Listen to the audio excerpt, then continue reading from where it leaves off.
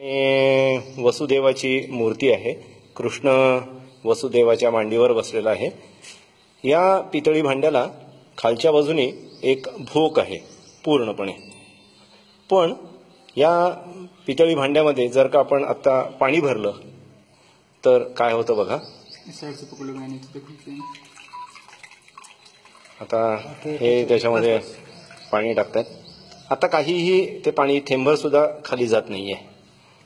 आता हा अजून थोडं त्याने बादलीतून पाणी घेतलं आणि अजून थोडं पाणी तो आता याच्यात टाकेल.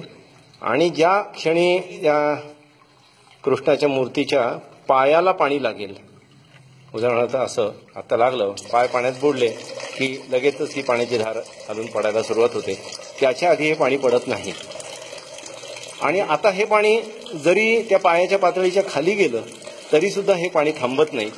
आता पूर्ण भांडं रिकामं होईल तोपर्यंत हे सगळं पाणी आहे तसंच पडत राहील.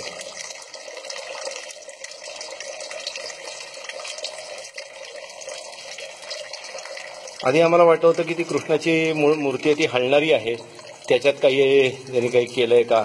पण ती कृष्णाची मूर्ती पूर्णपणे या वसुदेवाच्या मूर्तीपासून वेगळी होते. हे असं होतं. पण ह्याची काय यंत्रणा आहे, काय रचना आहे आतमध्ये, हे आत्ता तरी काही सांगता येत नाहीये. पुन्हा एकदा ते पाणी घालतायत बघा. थेंबर सुद्धा पाणी जात नाहीये.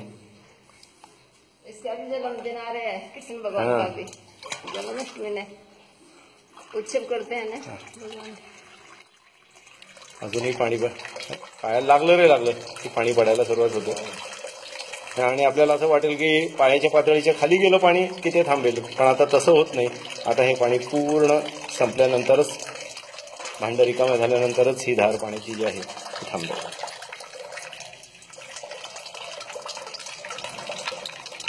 ते रामगडमध्ये आम्ही खेमका कुटुंबाने बांधलेलं हे एक शनी मंदिर आहे. पूर्ण बेल्जियम ग्लासवर्क इथे आहे. त्याच्यामध्ये आम्हाला हे पुजारी आता ना दिनेश पुजारी है, उन्होंने ये सब हमें बताया है.